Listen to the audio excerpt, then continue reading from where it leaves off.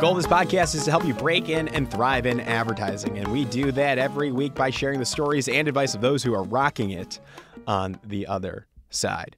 And we know that all advertising is marketing, but not all marketing is advertising. So we thought it might be nice for you to hear from someone who runs marketing at a large company, someone who manages his own internal agency and works with some of the best advertising agencies as well to produce Super Bowl spots.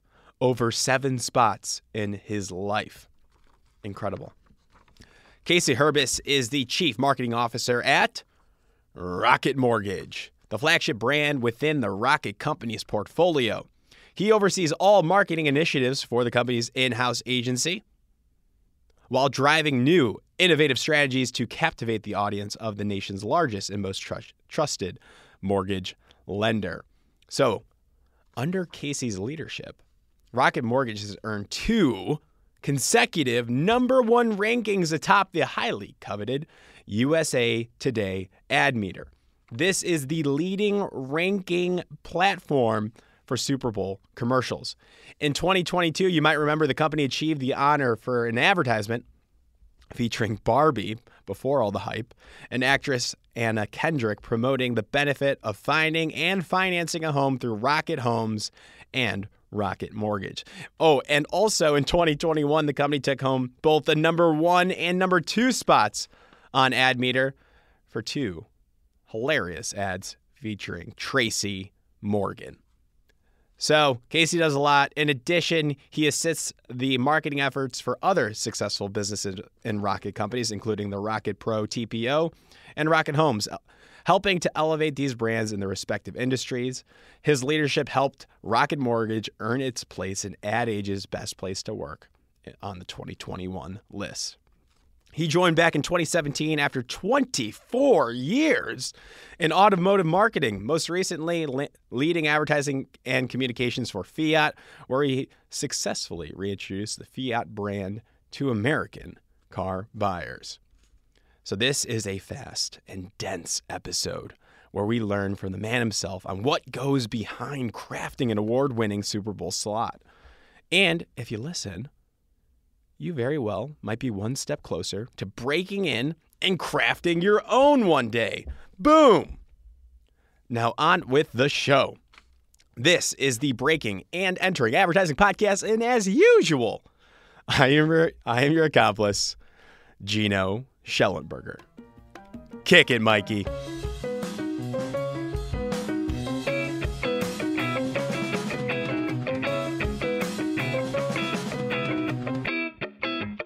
All right, Casey Hurbis, welcome to the Breaking and Entering Advertising Podcast. How the heck are you doing today? I'm doing all right. Gino, summer is still here, holding on by a thread, but it's a great start to October here in Detroit. In Detroit. And in Detroit, you're working as the Chief Marketing Officer at Rocket Mortgage.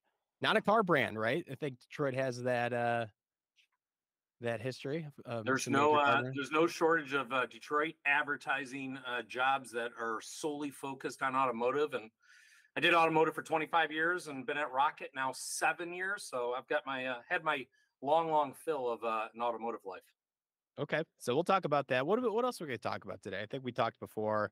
You can't ignore the Super Bowl prowess that your company delivers consistently. I believe you mentioned to me before this recording started, you've been a part of 7 Super Bowl commercials in your career? Yeah. So I've been fortunate to be part of, it was 3 Super Bowl commercials when I was at Fiat Chrysler Automobiles. And then we've done 4 at Rocket. And, it's, I'm sure we'll get into it a little bit more, but it's, it's the pinnacle of, a year's worth of planning to see, your blood, sweat, and tears over 7 or 8 months gone in 30 or 60 seconds.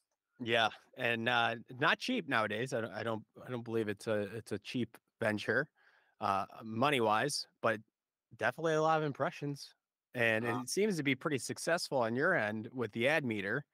what? How many ad meter first places do you have under your belt now? Two, three?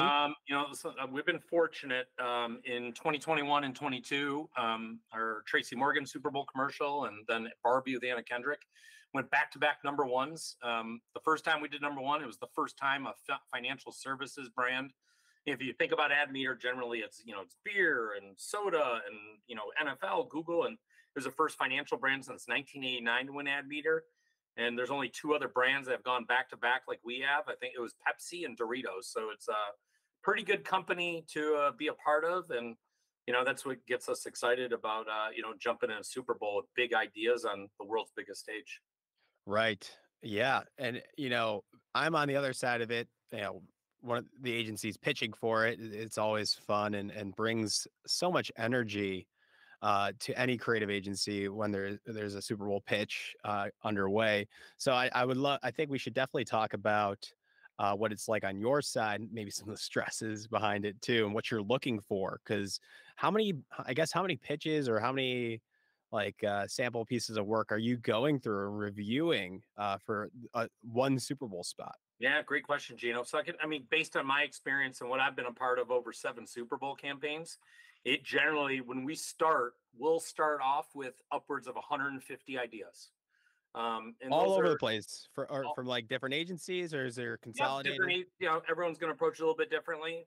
We've utilized agency partners. We're primarily an in-house agency at Rocket, right? And my team pitches. I want my team to win like nobody else. But at the end of the day, as you mentioned, it's about a $20 million investment for Super Bowl. Once you think about buying a 60 production, everything that goes along with it. And so we'll go to outside agencies and relationships that we have, or agencies that reach out to us and want to pitch. And starting off after the brief, we'll start with 150 ideas through several rounds. We'll ultimately get to about 8 or 10, and at that point we're looking at rips or animatics or whatever it might be before we make that ultimate decision. So it takes months and months. But if you're going to go on the world's biggest stage and you're going to do something that's impactful, you got to start big. You got to start big and just continuously work the ideas. And that, at the end of the day, there's only 65 advertisers or so that step into the Super Bowl space. And I want to make, my firm belief is if you're going to step on that stage, make an impact and be memorable. And that's part of the process. Gotcha. I guess what's the best slot you think in the Super Bowl that you guys pick, or would you like to have? Listen, the math will tell you it really doesn't matter. Granted, the games the last 5-10 years have been pretty close. My personal preference is like second quarter, within about 5 to 10 minutes of halftime, and that's more. You can look at ratings and attention. It's pretty consistent if the game is being well played and the score is pretty close. But my feeling is, I think about my wife and kids actually, that they love watching the very beginning, all the pop and circumstance at the beginning of the game. Then they tune out, and when they know the halftime is coming, that's when they kind of lean back in. So I've used my wife and children as my focus group, but generally second quarter is my preferred spot. So when you're watching the Super Bowl, then what's your setting? Are you at a big party? Are you locked in the corner of your house? Like for me, I'm watching it alone because this is my world and I love this stuff and I take notes. I'm on Twitter or X and I'm live commenting as well. So what's your setting like of your watch party? Great question. If you were to join us for Super Bowl Sunday, we're at the office starting about 3:00 that afternoon. If you have a spot, you're saying. We have a spot at the office. We have like a war room set up in which we have our. If you're airing a Super Bowl, yes, of course. I'm curious then. Yeah, let's keep going with that. But I also want to know if you don't have a spot, like, are you still the same level of engagement, maybe a little less stress? But we'll continue. This is interesting. So you have it. Rocket Mortgage has a spot. Let's say in theory, what's that day look like? Continue. Please. So if Super Bowl, if we're on the game, the big game with a Super Bowl spot, I'm down at the office by about 2-3 o'clock. We'll have 50 to 75 people there. We have our website, our social, PR. We have engineers monitoring the sites. We have our digital and social content creators there. And so literally as the game's starting, we're ready to engage, right? We're ready to engage in any teasers, any pre-work that's done. Once the spot airs, obviously we're turning on all the switches, right? our social, our .coms.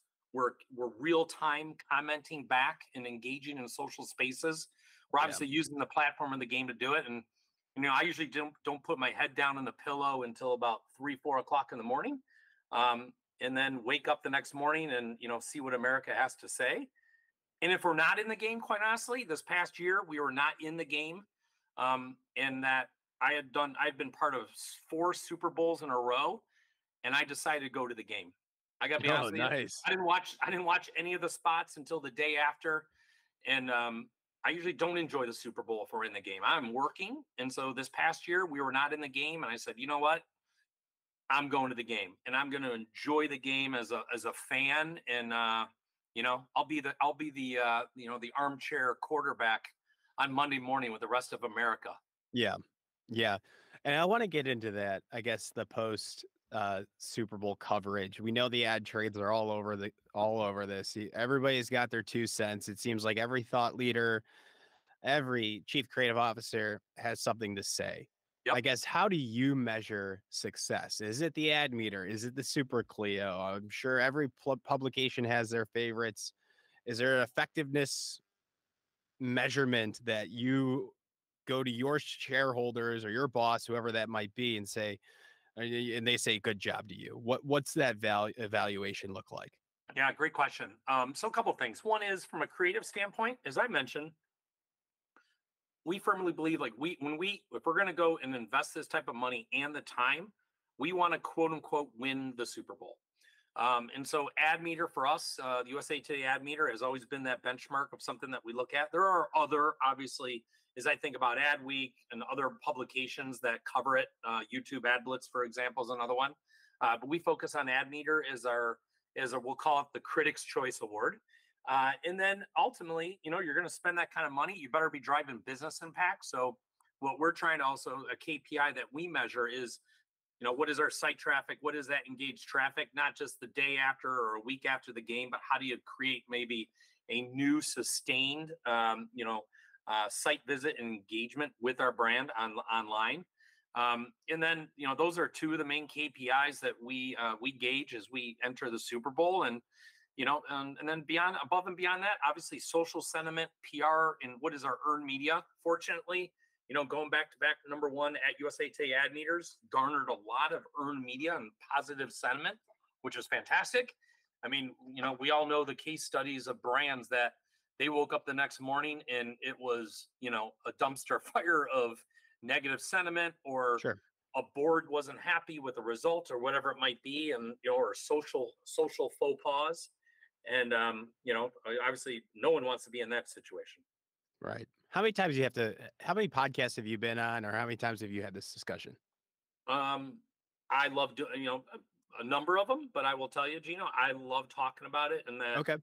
I just don't want to be, I want to just make sure that you're cool talking about this. I love it. Because it's great. If you think about, there's only 65 brands that get a chance to be in the Super Bowl every single year. That's right. That's a great way to quantify it and like put it into perspective. But and to me, that's it's 7 months. It's 7 months of my life. In that, really starting from October through kickoff, like I'm working 89-day hour weeks. During COVID, at the height of COVID in 2020, I wasn't home for 6 weeks because we shot 2 separate weeks in LA. COVID was raging and my wife wouldn't let me home. So I'd be in LA for a week.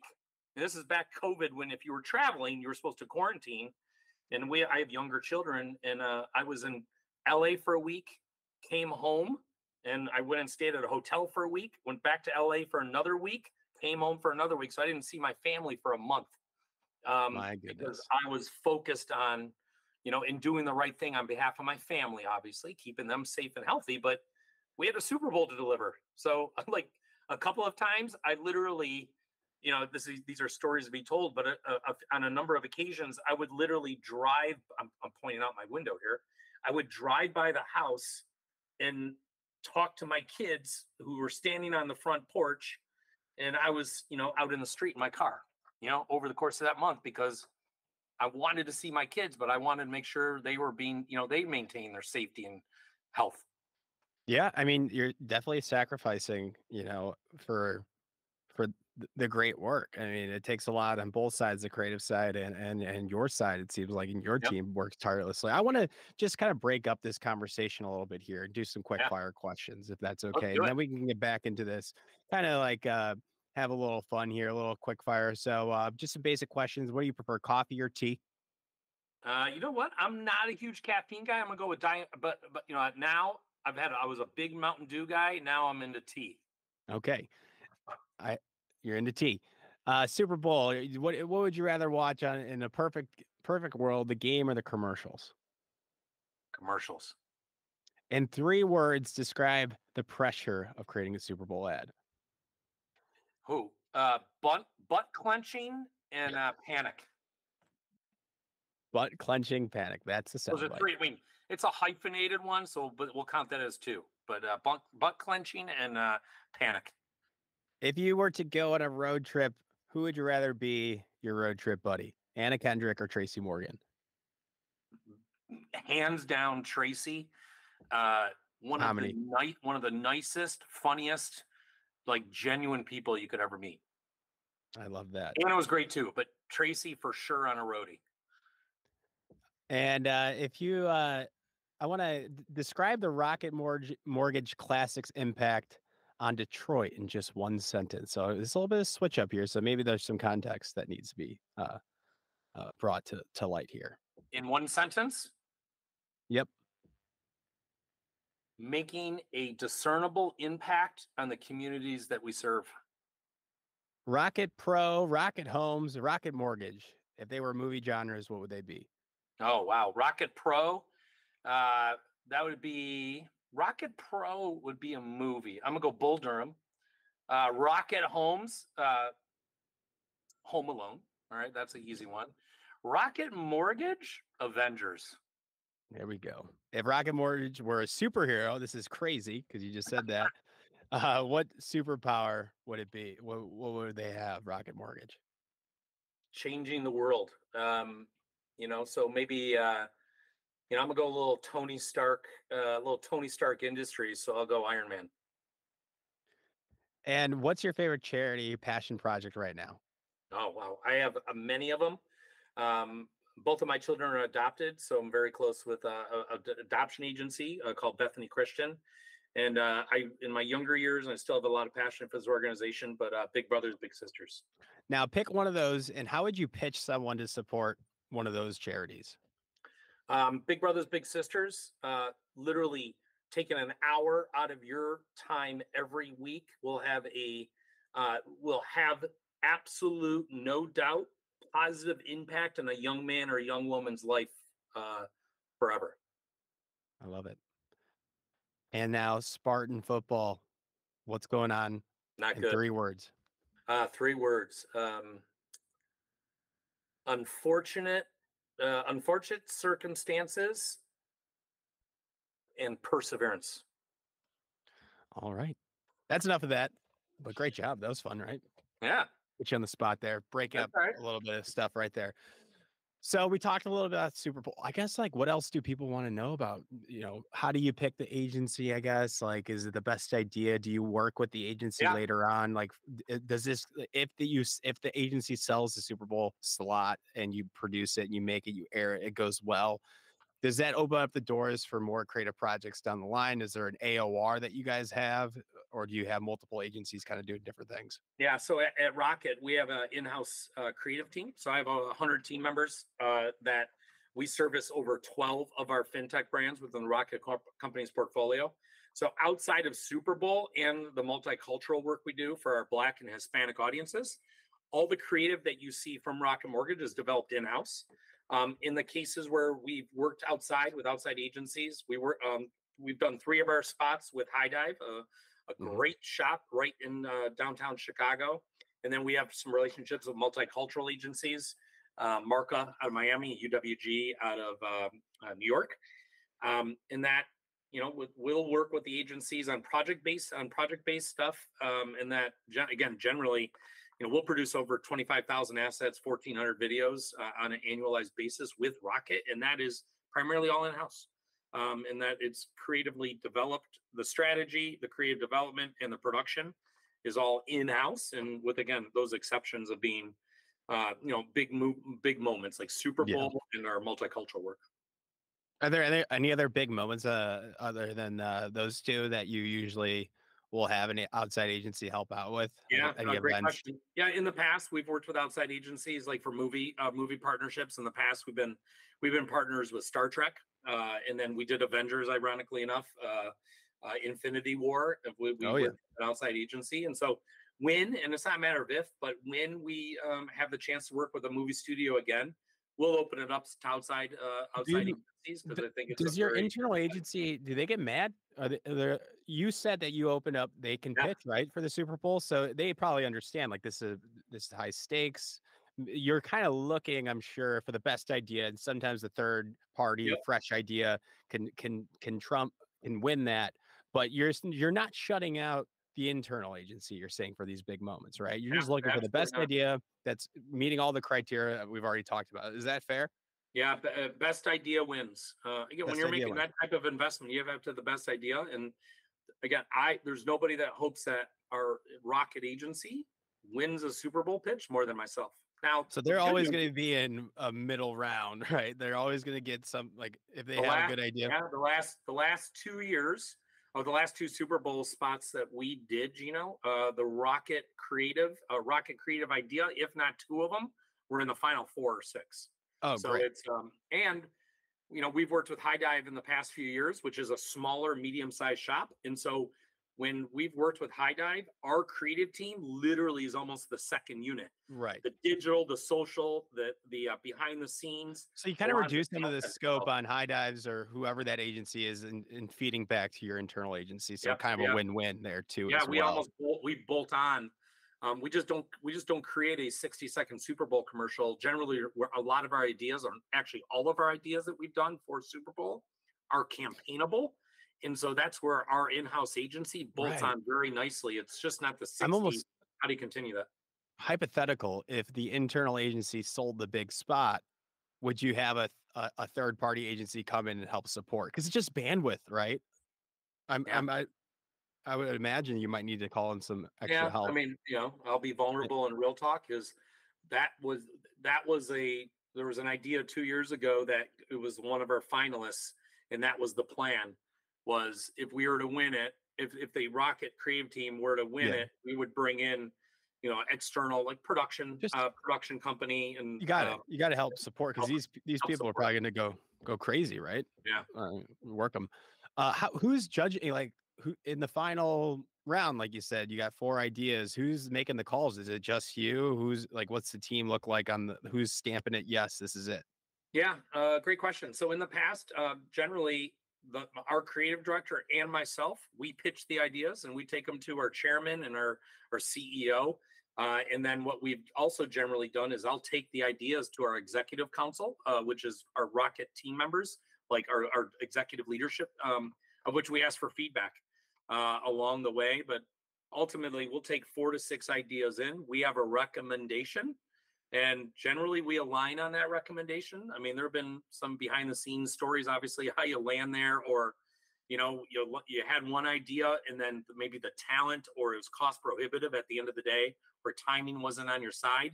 And we generally will have a backup plan in case, we'll call it the go ahead idea potentially falls apart with talent or timing or production. And so you Are always you got to the you get media. You can't nervous? get the Super Bowl moved.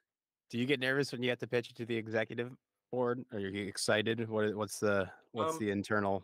Nervous in that you hope that the hard work that you and the team have put in pays off, and that the idea that you believe in and the strategy and the idea that you've helped develop and believe in is well received. From that standpoint, I'm confident in the ideas.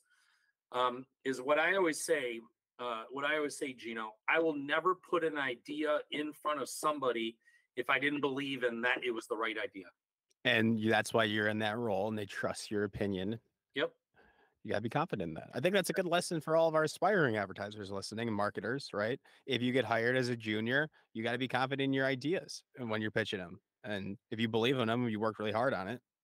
And most importantly, you also have to know and be confident when it's okay to walk away. Yep.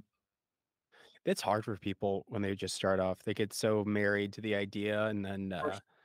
it's tough. It's like their baby. We hear that they don't have thick Yeah. skin just yet, and just go back and create more ideas. That's what we get paid to do. Well, there's a thing. There's an analogy that I use. I call it the drawer, and that there are a lot of good ideas that sit in a drawer. And if that idea isn't bought, it doesn't need to be thrown away. It doesn't need to be, tossed out with the trash or whatever it might be. Sometimes it's okay to put an idea in the drawer, and then maybe you pull out that drawer once in a while and you maybe work on it a little bit more. Or it's Yeah, the right idea. I'm sorry, it's the right idea, wrong time. right. I've seen ideas come back. There's no like, there's things that I've gone like, remember that thing we saw 2 years ago? And we'll literally pull open that drawer and go, man, this So, is now maybe the right time for this. well, no, this is actually really interesting, right? Because you said you see about 100, 150 Super Bowl 150. ideas. Yep. So, who owns those? Do you get to pull those out and work on those whenever you want, or is that the agencies, or how does that work? Yeah, I mean, great question. We quote unquote own them, but make no mistake, Gino. If I were to see an idea, and we put it in the drawer, let's say per se, and then a year or two later, we're like, hey, we remember that, whatever, and we pull it out and like, let's go do it. I would go right back to the agency. You're right, right. In theory, yes, that's ethically sound, right? But you don't have to, right? You own the idea, and some people, I'm sure, are just like, hey, remember that one idea? Let's pull So, that out of the drawer and yeah. let's just have our internal team But I work on can't I it. can't speak for what others have done or do. Yeah, But one of our operating philosophies at our company is one of them is called do the right thing, and that's how I grew up in this business. It was always about doing the right thing, and you know that would be absolutely what I would do. and I want to talk about that. So you said that you've been at BBDO, I believe, agency side for quite some time, and you've done internal, and then now you're kind of the CMO of an internal, and you work with agencies. So you have a hybrid of all these different experiences within creative marketing. Is that correct? Yeah, when I graduated from college a long, long time ago, Gino, I spent 17 years on the account side, on the agency BBDO, working with car dealers, and then I was asked to join Chrysler, so I was working with Chrysler dealers. Then I joined Chrysler on the client side for 7 years, where if I was in Super Bowl mode, I helped launch the Fiat brand in the U.S., also Alfa Romeo.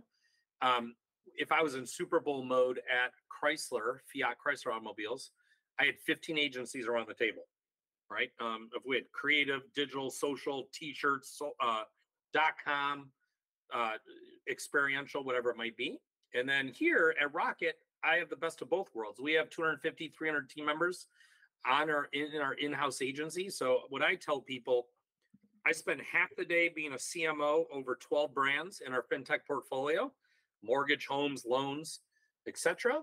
And then I spend the other half of the day of being a chief operating officer of a 250, 300 person agency servicing 12 brands.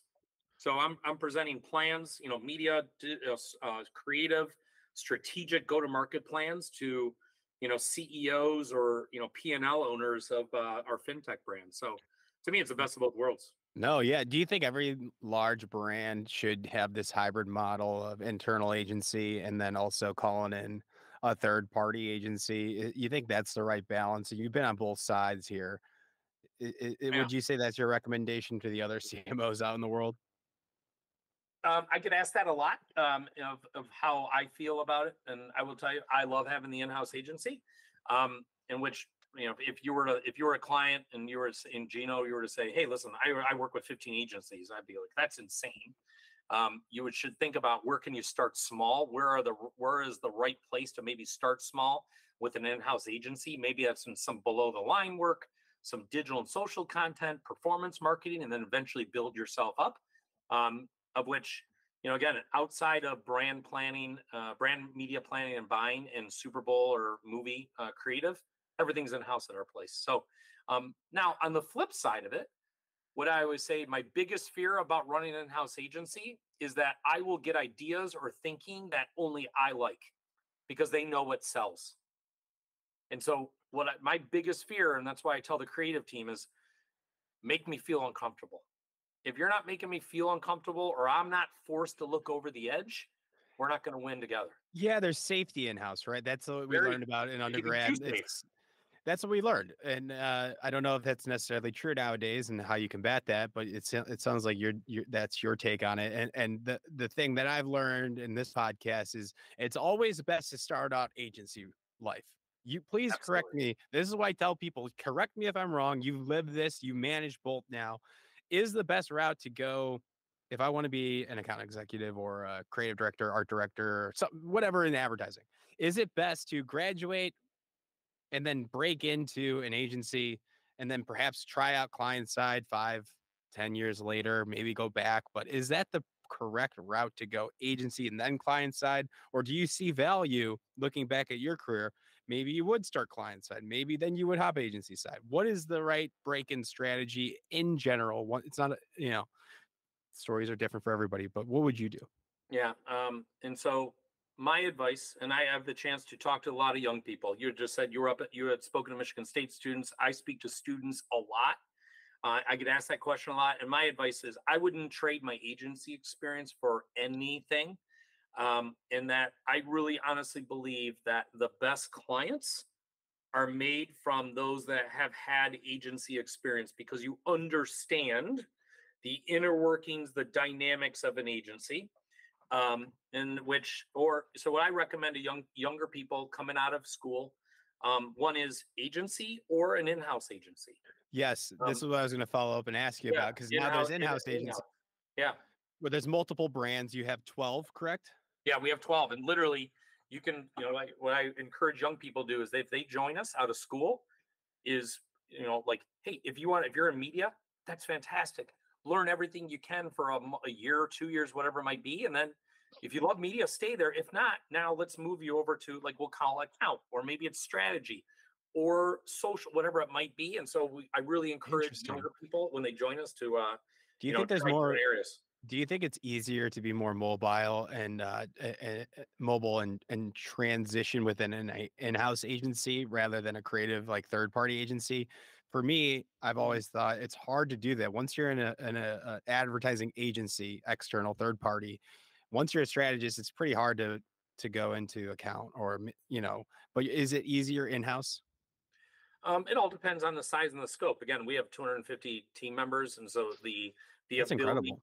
I use like a lake analogy, Gino, where when you have a 250 person team member, in-house agency working on 12 brands, that's a wide and a deep lake, right? You have the ability to move from strategy to creative to media to social, whatever it might be. And also, like, you might come in working on a piece of business that maybe is more B2B, and it's not as like, it's not as consumer facing. And so, that's also what's enticing is you could come in working on a smaller B2B side of business. Maybe you're doing sales enablement or below the line work. And you say, you know what? I want to work on the Super Bowl brand, right? Or I want to work on an NFL partnership. And so what's awesome about our place is you can work wide and deep. And so, but if you're going to do that in an in-house agency, make sure, the in-house agency, maybe what I see a lot of brands do, their in-house agencies just handle more of, like, we'll call it below the line. It's the versioning or the sales enablement or the franchisee work. They're not, the brands, big brands that have in-house agencies, but still work with creative agencies. Those creative agencies are pitching the NFL or Super Bowl work. So it might be Mhm. tougher. At our place, you can work on it all. I like that. Yeah. So start out agency, whether it's in-house or at a more traditional creative shop, and then you can try out client side, and Yep. then from there, the rest is history. You can either go to be CMO or you can go back and run an agency, start your own agency. The choice is yours after that. But I think that blueprint, you're comfortable with recommending that. I've been recommending that, so I hope it's right. Yeah. Yeah. Well, it looks like Um, you and I are on the same page. I like to hear that. And then, Casey, my last question for you today is Yep. if you're interviewing a young, aspiring advertiser, maybe from Michigan State or wherever they're from, I guess, what are you looking for? What's the key differentiator for somebody that you want to hire? Is there something what quality, strength that you like to see? Curious. Yeah. Great. When I have the chance, and I talk to a lot of young people, I interview a lot of young people. You Generally, interview a lot of young people. You yeah, got other a lot. stuff going on. Yeah, I mean, I'll have 40 to 50 interns every summer Okay, on the marketing team. I spend one-on-one time with every single one of them. I'm not nice. hiring the interns, if you will, but I'm involved in a lot of the hiring decisions. Yeah, Um, and their journey. yeah, and their journey. I think it's important. Like, like I'll spend time with them. But to answer your question, I look for, and over the course of half hour, whatever it might be, like, is he, she, or they? You can sometimes just tell by looking in one's eyes.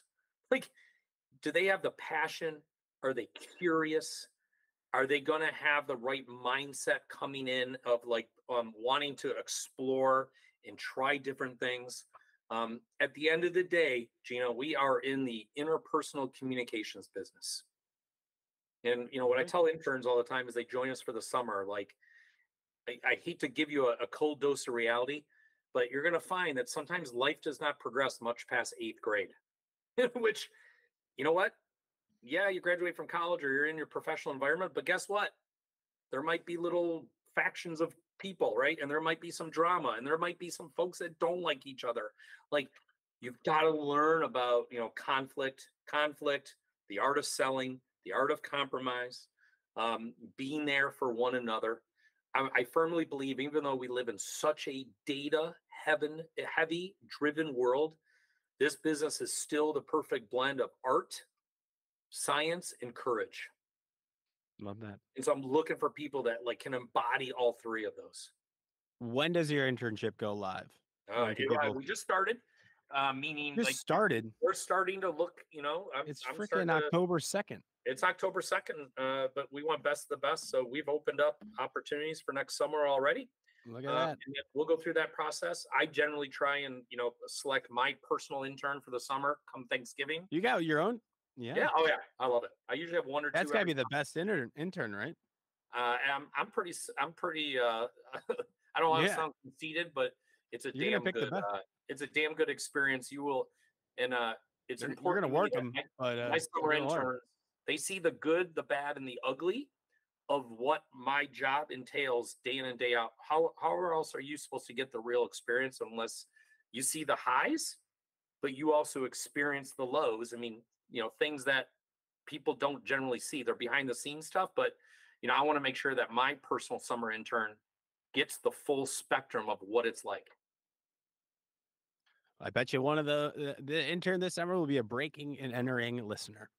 All right. Well, let's see if we can't make that happen. Cool, Casey. We talked a lot, and a lot of good information here. I'm really pumped. And how can people reach out to you? Is there like the internship? Is there a website they can go to? Is Yeah. LinkedIn? What's the best route to Yeah. Well, find out? I'm pretty active on social. You can follow me at Casey Hurbis on Twitter and LinkedIn. I'm on Instagram. Across all of them. Just starting to screw around with my TikTok channel myself. Yeah, My 12-year that's old good. Yeah, my 12-year-old son kicked me off, and so I had to start up my own one. Because I was getting more views than him, and got frustrated. Uh-oh. And or go to rocketcareers.com, and we're posting our internship opportunities to join the great company of Rocket Companies, Rocket Mortgage, in Detroit, Cleveland, Phoenix, Charlotte, and all around. Well, wonderful. Thank you, Casey. Great, thank you so much for having me.